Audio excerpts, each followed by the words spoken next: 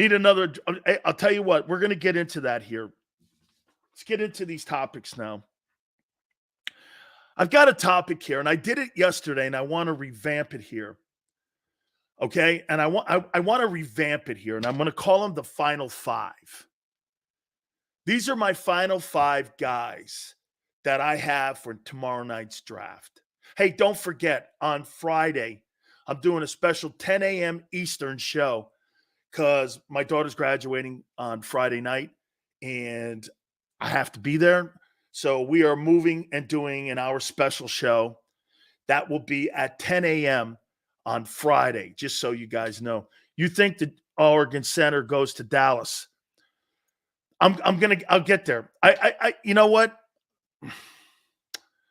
I'd like to see them get a defensive tackle. By the way, that reminds me, Mark Holmes, 3:30 live from the draft in Detroit, will be with us, and we will be simulcast.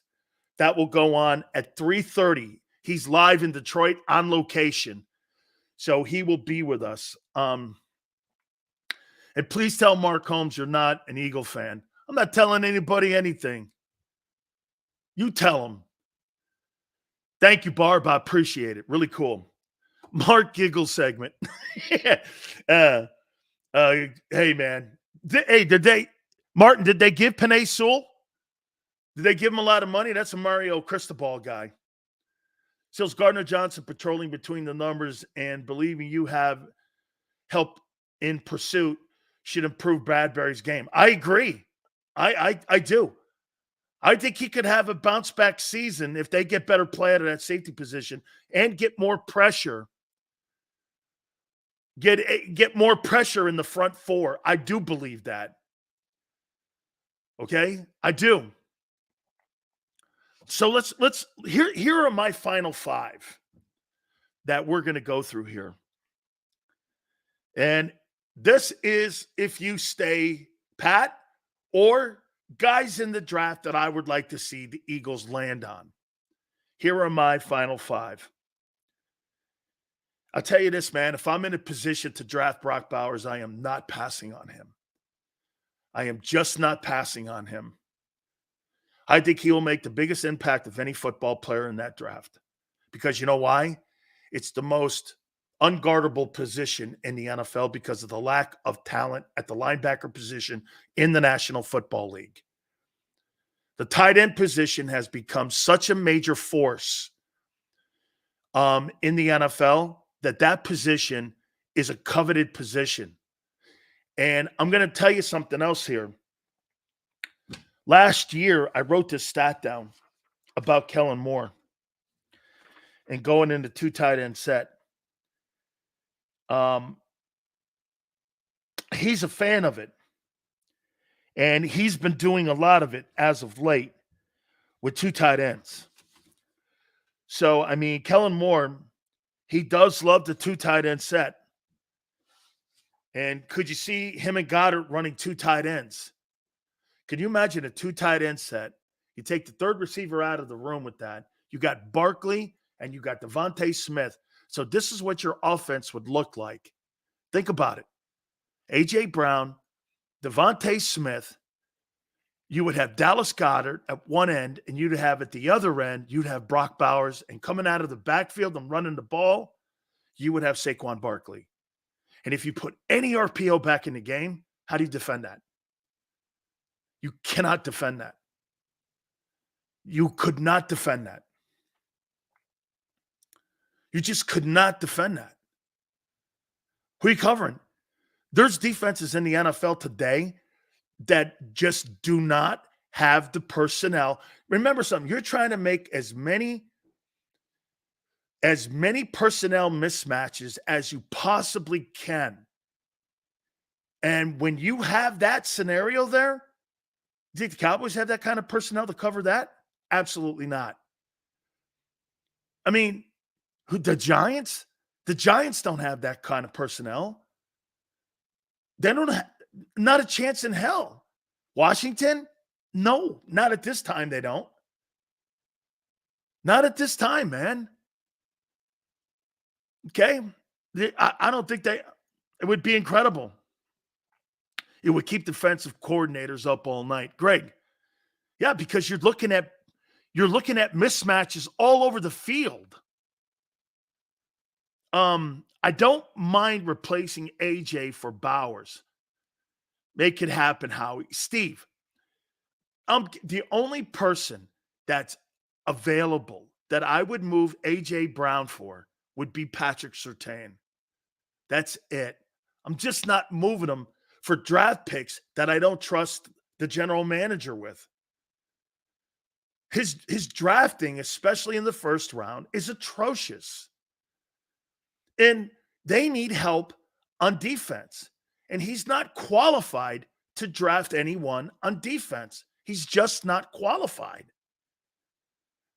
For 24, 25 years, he has been a non-factor on defensive draft picks. Look, get this. That's not an opinion. You couldn't put an all-star team of defensive football players together that guy's drafted, that were under his watch. You couldn't. He's never drafted a corner. He's never drafted a linebacker. It looks like he's drafted Jalen Carter. But what else? Josh Sweat? Okay. He's just not qualified. He is not qualified to identify hey guys, ask yourself this. Why is he good in pro personnel? Why do you think Twiz goes cornerback at a 64 miss rate, far and away being the position with the highest bust rate? Well, then Twiz, why would you put Howie in that position? Go get Surtain. Why would you put him in a position where you got almost 1 out of every 7 defensive coverbacks, cornerbacks are failures? Or 7 out of 10 cornerbacks are failures. Why would you put that in his hands? To trade up and get a guy who's got a 70% chance of fail rate, almost 70. Why would you do that? Trading up in a position at a school like Toledo, which is even more of a higher rate because he's a non-power. I read his story too. I really like it. The kid showed loyalty to Toledo. He liked how they developed him. He had opportunities to go other places, and he remained. It's a great story. That still doesn't deter the fact he didn't play against anybody. Hey, Sills, I think Vic will pick the D on draft day. Nobody's picking a player but Howie Roseman. Nobody. That's his show. That's his show. That's when that guy, it's all about him. Okay? It's all about him. Are you sure that Arnold can't be as good as Surtain? Surtain is a good young cornerback, but he isn't a shutdown guy like Revis was. Miami torched Surtain last year. Getting Arnold would be less compensation. You're not wrong. Torteville, you're not wrong. You're not wrong there. Okay? You're not. I can't see it after letting Reddick go. Why? You got to make up for something here. Why do you think Howie Roseman is really good at pro personnel? Why would you think he's good at finding guys in the league and bringing them into your football team? Why do you think he's good at that? Why do you think he has a pretty good hit rate on that? Why do you think he's good at pro personnel and he sucks at college personnel? Why do you think Howie sucks at defensive personnel? Because they're proven. Mike, he has numbers. He's a numbers guy. Both of those are true. Okay? And that's a great take right there, Pick. And the tight ends that have been coming out into the NFL draft have all looked really good, haven't they? Here's how you doing, pal? Thank you. People be on their knees for an outsider. Hey, Twiz, here's why Howie's really good at identifying pro personnel. Other people identify the talent for him because he can't. But he knows how to make the contracts work. And that's the secret to it. He lets others do his homework for him. His cornerback play, he lets others do the homework for him. Think about that. So when Nick Sirianni says that Howie Roseman puts all his due diligence and all of his insight and all the hard work into the cornerback position, why are you failing there? What hard work? You know what? Right, Xander? You can work as hard as you want at something. That doesn't mean you're going to create the pietà. You could think you're going to make the pietà. You could have all the hard work. You could put all the hard numbers in. But if you're still not getting results, you got to adjust what you're doing. He has failed for 25 years. That organization actually has failed for 25 years at the corner and linebacker. Why? What hard work are you talking about? I mean, you can't land on 3 in almost 30 years? You really can't land on 3.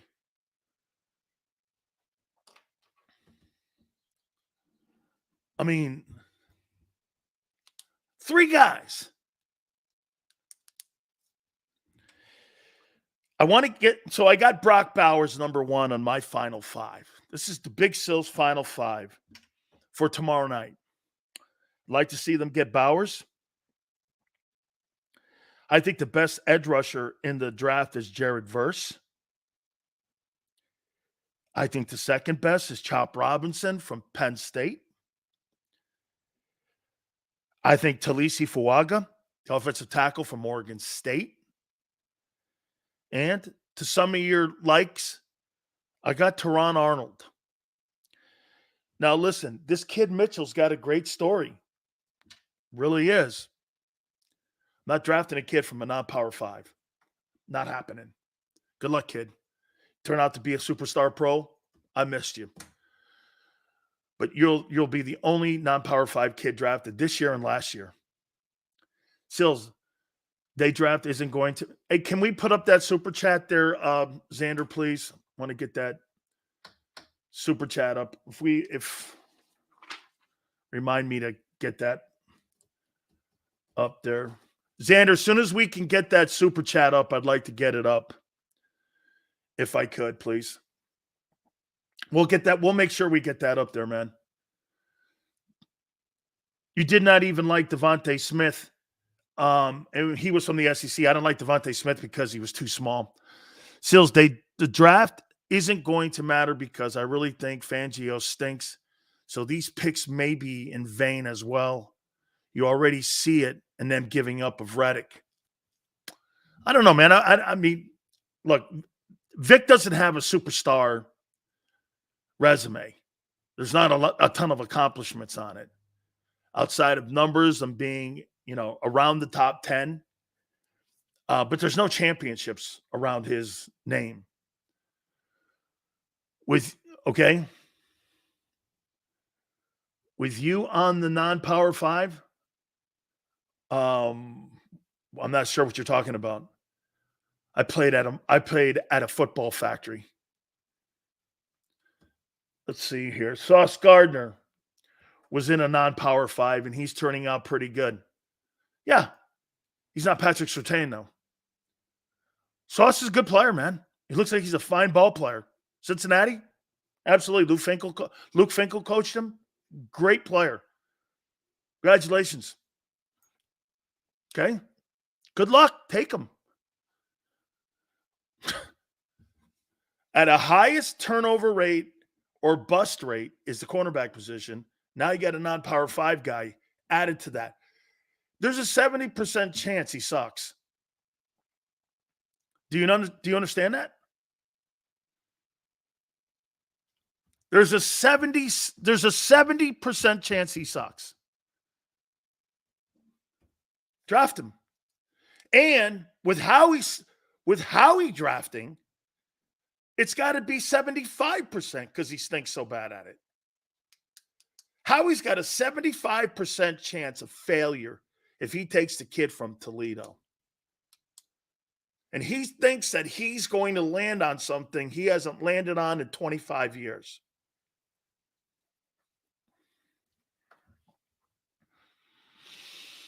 How do you come to that conclusion? Or is it wishful thinking again?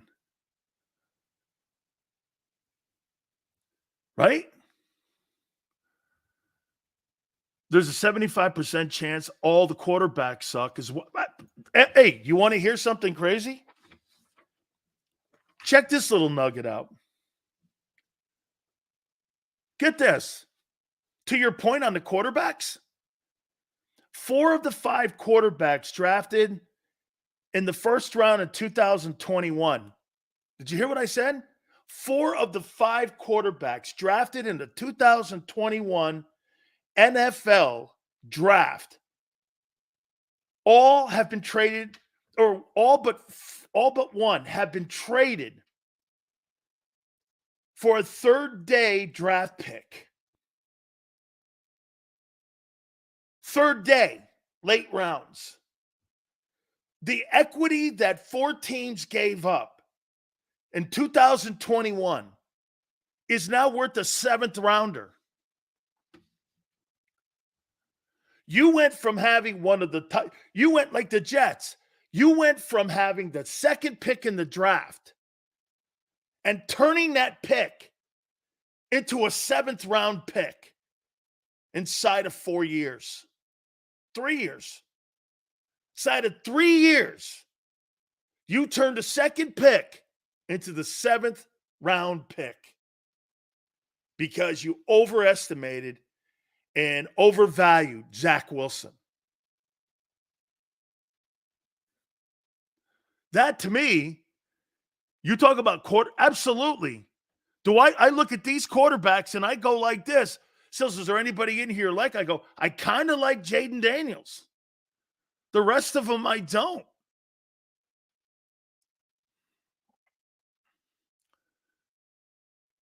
I still think the Eagles are going O-line. That's a good selection. They either have a hole at right guard or at center. If they don't think Juergens is the answer there, I happen to think he is. Juergens missed games last year at guard. He was out of position. You have to give him the benefit of that. I think you have to give him the benefit of the doubt on that he was out of position. He played at guard, and I thought he was serviceable. I thought he was serviceable. Have you said who you think the best safety in the draft and middle linebacker are? I don't really think there's a really.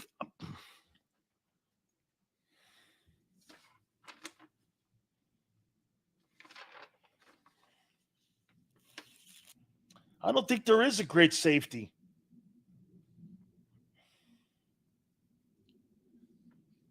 That Lassiter kid, maybe. He's a corner safety guy. I don't think there's a first-round linebacker like there was last year with Campbell. Unless those linebackers are all going to be in the 2nd round. Kitchens, I really like Kitchens. I think he's a 2nd rounder too. I think he goes in round 2. I do. I think Cam Kitchens goes in round 2. I do. Okay? I do. Tyler Steen. Look, I'm going to give Jeff Stoutland the benefit of the doubt of making that guy into a good ball player. I am. I'm going to give him the benefit of having that. Christopher, thank you, my friend, for coming aboard. Really appreciate it, man. Marvin Harrison Jr., the kid Bullard from Georgia. I mean, I like him. He's a good-looking player. Let's see here. John Lynch needs to pay Howie to have lunch. I think John Lynch does a good job when it comes to drafting defensive players. I do. I think he does a really nice job. Okay. I think he needs to know how to manipulate those. And I don't know why people don't do a better job or take the blueprint of what Philly does. You know, most of these organizations and the owners don't want to pay players up front. At the end of the day, the Eagles don't care about paychecks. They care about cap hits. That's why they're in the driver's seat when it comes to many of these contracts and how they're signing everybody. Hutch, what's up, Sills? Found out my wife and I are having it. Congratulations to you. Congratulations to you, Hutch. Hey, Hutch, I'm just going to tell you something. The greatest invention in the history of inventions, remember I said this, diaper genie. Okay? Diaper genie. All I'll say to you, you're going to, and also Hutch, as you know, you're going to spend a month in your underwear. Then you, diaper genie. Remember I told you that. Okay? Diaper genie. Let's see here. Remember I said Reddick coming back next year to Philly. That's what, hey, Prolific, where's the extension? Everyone kept telling me in here that was coming. Yep, diaper genie's nice, but the bags are a bitch. Shooter, amen, my friend. Amen, my friend. Absolutely. Howie already has one. He doesn't need to talk to Lynch. The owner needs to prioritize defense over offense. He always wanted a high-powered offense. Yeah, but Lindsay, you had a high-powered offense last year. What happened? If you don't have a decent defense, that high-powered offense is going nowhere. It will be grounded. Okay? It'll be grounded. You can have all the 1,000-yard wide receivers and get blown out by the Bucs at the end of the day. Sean, all of a sudden now Reddick's old. Okay, Reddick's old. First 4 games and a half, he had a cast on his hand and still ended up with 11 sacks. Let's see if any of your outside linebackers this year will have 10 or more sacks. Bryce Huff will not have double-digit sacks, and nor will Nolan Smith. Where are you getting your pressure from? Let me ask somebody this. How many years has Bryce Huff been over 10 sacks in his NFL career? I don't know shit about the kid. I don't know shit about the kid. How many let's see, how many years has this guy gone for double digits? Bryce Huff, stats, NFL. Let's take a look at this guy. It's a guy you paid $18 million to. So sacks. I'm expecting to see. Geez, he's got to have at least. So wait a minute here. So in 3 years, 2, 2, 3.5, 10.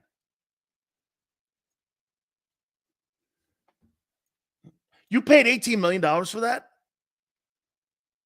You paid $18 million for a guy with 1 year of double-digit sacks, and you tossed a guy that had 4 in a row on 3 different teams. You deserve everything you get with Bryce Huff. Boy, I didn't do enough homework on him. 1 year?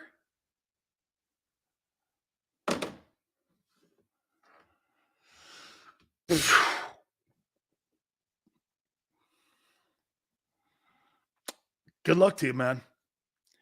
At $18 million. I'm not saying I wouldn't want him on my team, but at $18 million? $18 million for a 1-year wonder.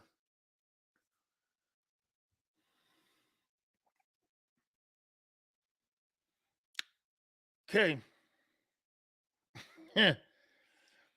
Okay. Hey, by the way, today what we're going to do is I'm going to give you my top 32 players that are the best players in this draft, and I ranked them. And I'll tell you where these guys are here in a minute, and we'll get to that. But let me ask you this. Let's move on to this topic here.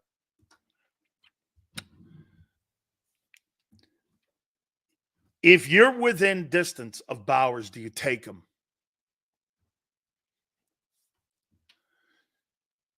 Do you take him? If he's within reach, do you take him? Can you pass on him for the second best edge rusher? Do you take him? Without question or hesitation.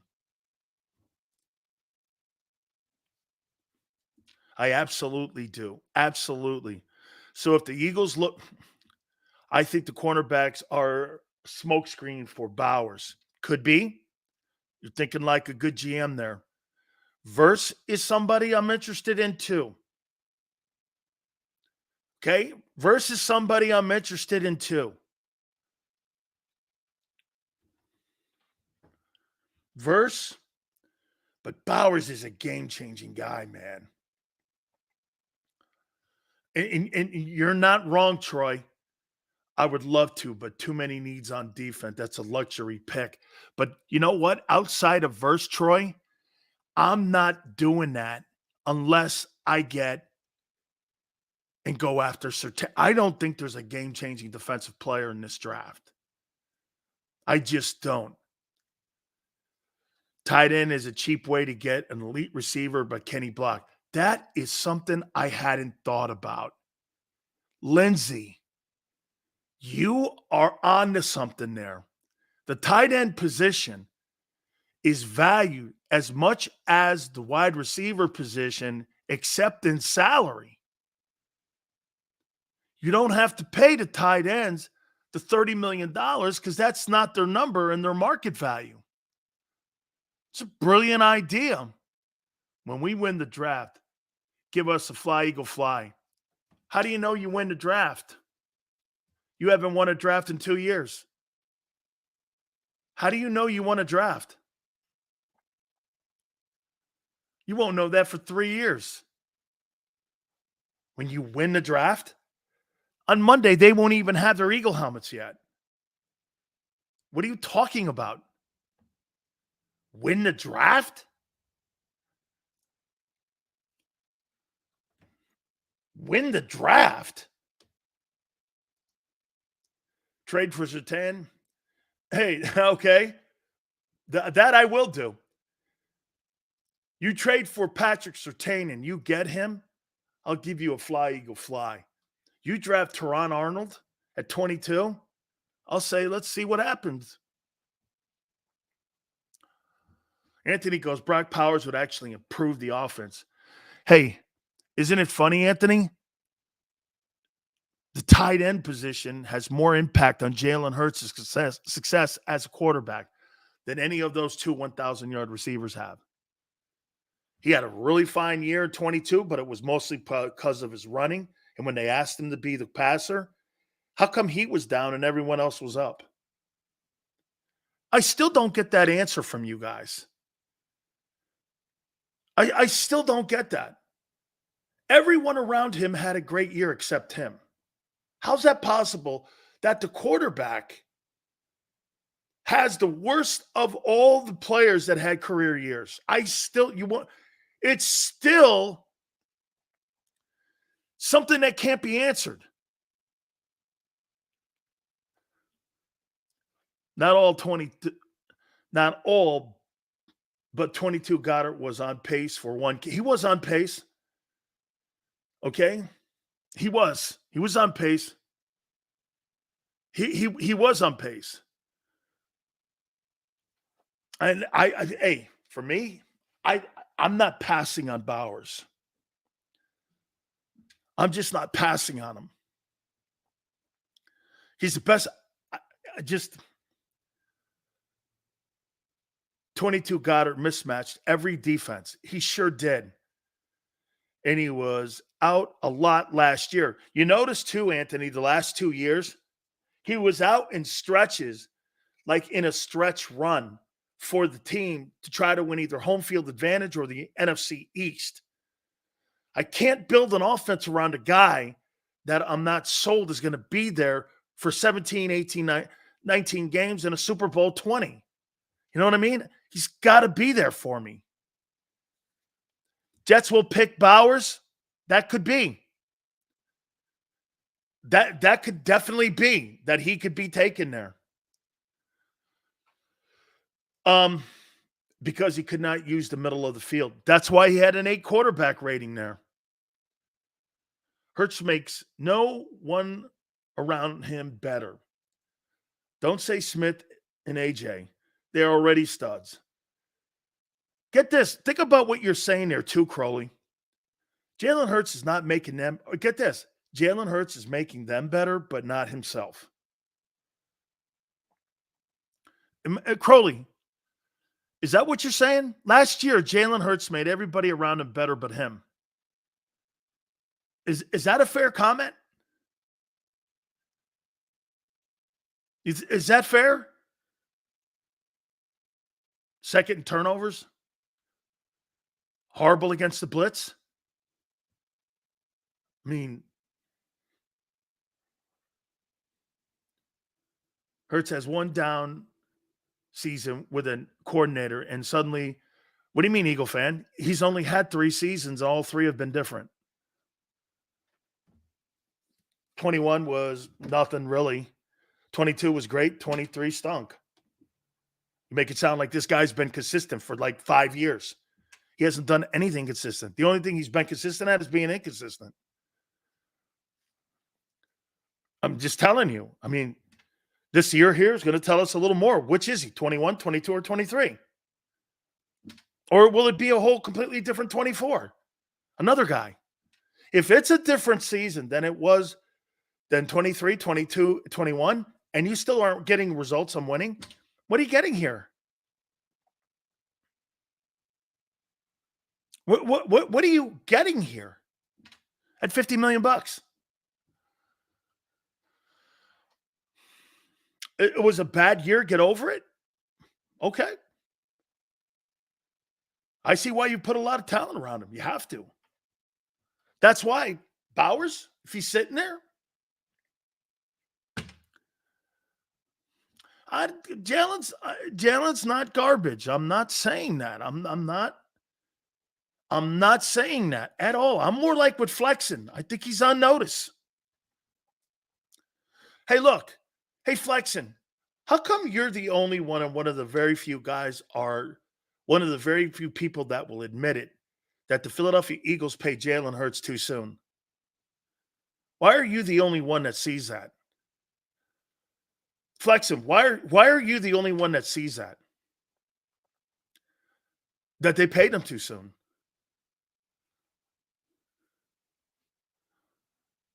Why?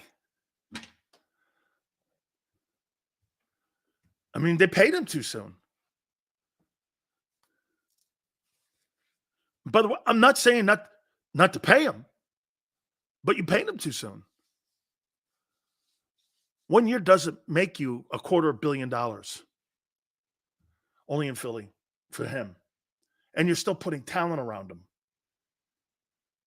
I mean, you paid a guy off of 17 ball games, 250, because nothing he did in 21 made you say that. Where you went, hey, that guy did. Hey, the 21 season combined with the 22 season, hey, man, those are 2 great years. They weren't. One was, yes.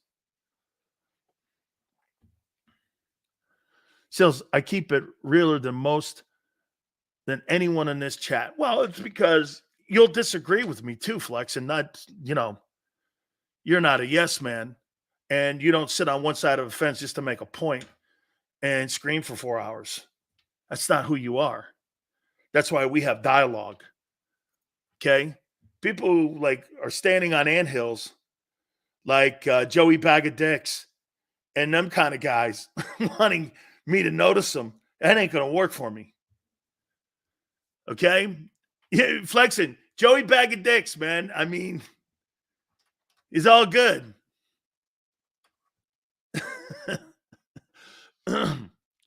Everyone on the Eagles has to prove their worth. Hey, Senor, man, I think A.J. Brown has totally proved his worth.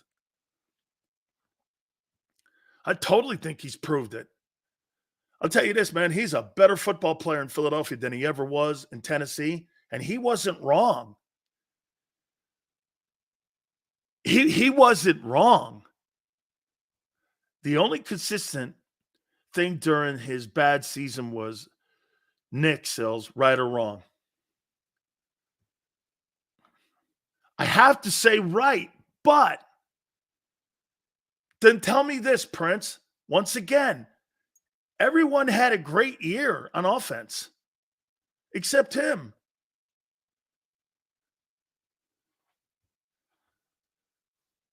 Everyone had a great year but him. And it was because of him, him and the defense. Would we not agree it was Hurts and the defense that caused that, and the coaching, if you want to go there, okay. The coaching, Hurts, and the defense that caused the meltdown last year of going 1-7. The team is talented? I do not believe that. I think your offense is exceptionally talented and your defense is limited.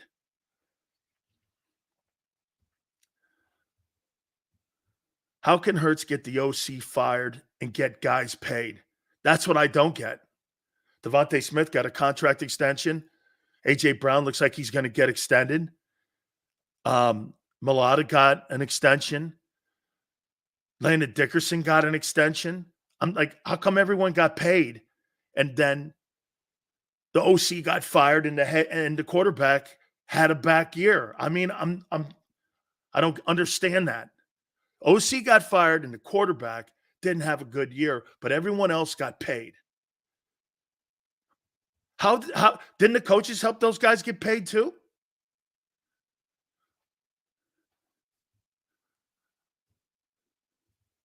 I mean, right?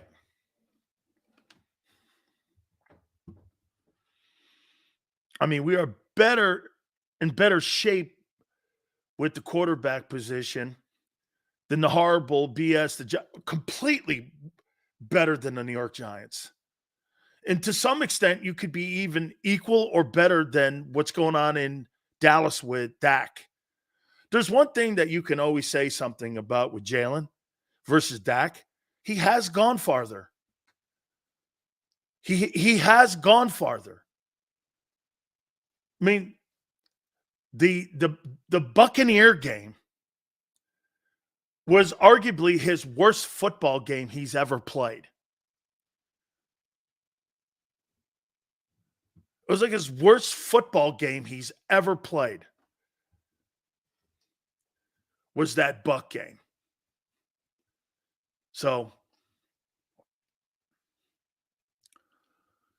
in all seriousness, who do you feel the Eagles will take first round, regardless move up or down? I told you, here's my final five. Brock Bowers, tight end, I'd like. Jared Verse, Chop Robinson, Talisi Fuaga, and Teron Arnold. Those would be the five guys I'd be cool with if they land on one of those five. I think Arnold is better than Mitchell.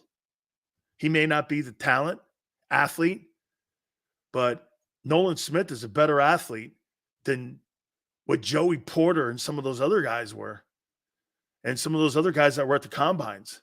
Nolan Smith was one of the best athletes at the combines his year. He's a better athlete than Campbell, the linebacker in Detroit, who was taken in the first round. But he stunk last year. You know, is he a football player? I still don't know yet. I mean, just because you're great, that doesn't necessarily mean you're a good football player. I've never seen a team so non-committed to the run. How many times did we pound the table for Swift carries? They did not do that they better not do that with Saquon. Well, I think 10 million reasons why they're not going to want to do that with him. Still, people forget Surtain was the second cornerback taken off the board. He was the second cornerback taken off the board. Here's the thing, though. Compare it differently to him, to Mitchell. He went to LSU. And I think that matters. I think that matters. Why? Well, you're playing against Ohio State in the playoffs, Alabama, and Auburn, and Florida, and Georgia. You're playing against all those teams. The LSU corners, man. I mean, I don't think you can really go wrong on an LSU. I don't think you can go wrong on the top 3 cornerbacks from the SEC. I don't think you can go wrong with that.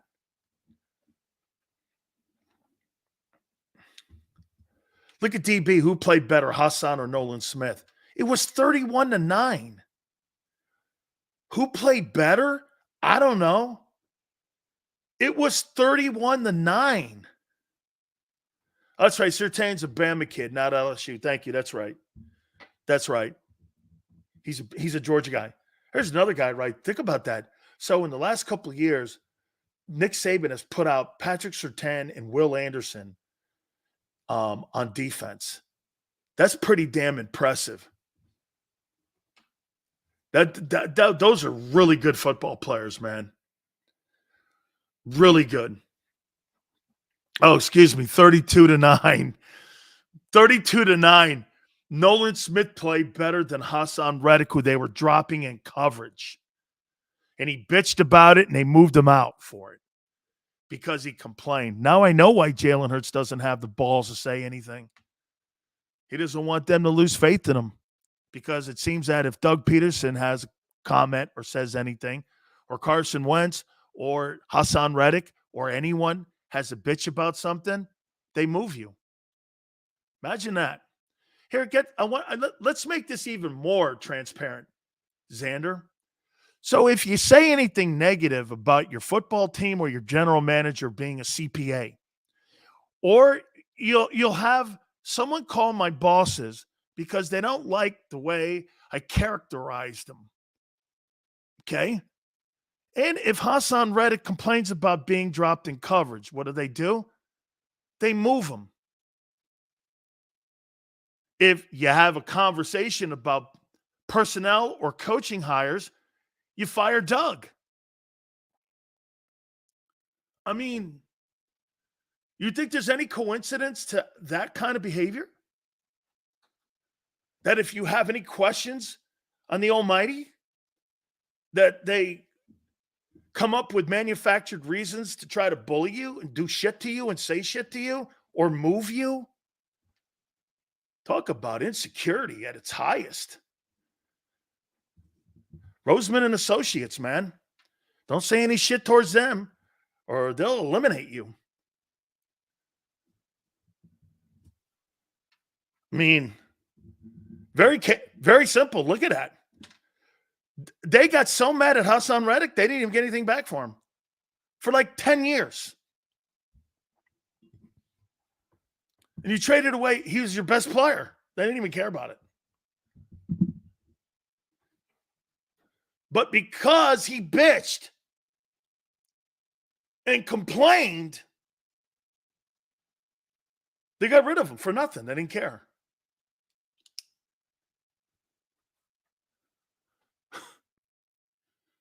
Look at Dave. Doug got exposed. No, you mean Sirianni did, dog.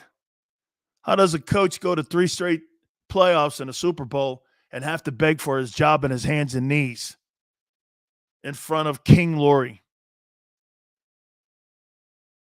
I mean, you have to beg and plead for your job.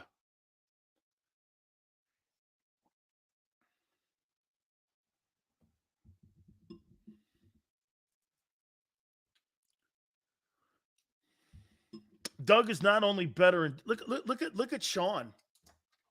So he's had 2 winning records in Jacksonville, and he's won a division title, just as many as your boy has in Philadelphia. Do you understand that?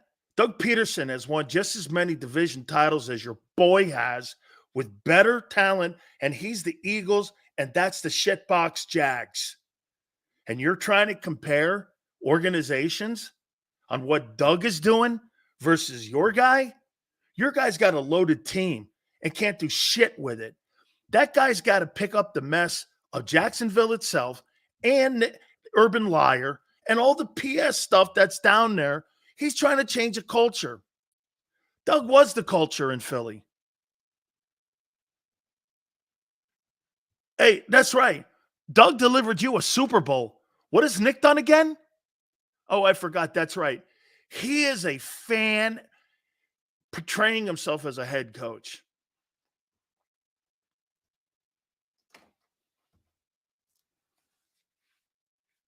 I mean, give me a break, dude. I mean, comparing Nick Sirianni to Doug Peterson is a joke. A joke.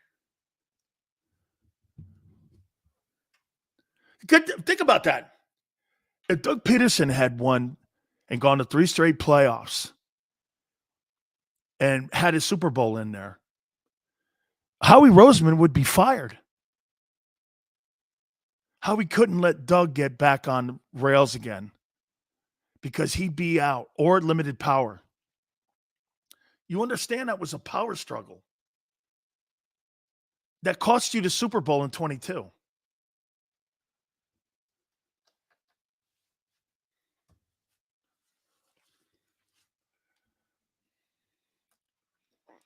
Hey, you could, hey, why did, once again, why in the world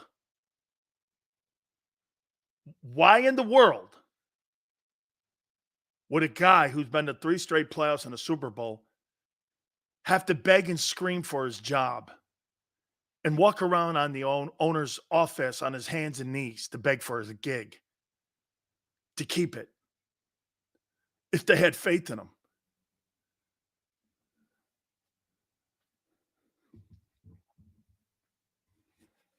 Mark Holmes will be with us at 3:30 Eastern, live from Detroit. We will talk with him as we get it all set up. Let's do this. Let's take a time out here, and we'll talk Cowboys and Eagles here in about 15 minutes. Hit the like button. Keep it here, National Football Show.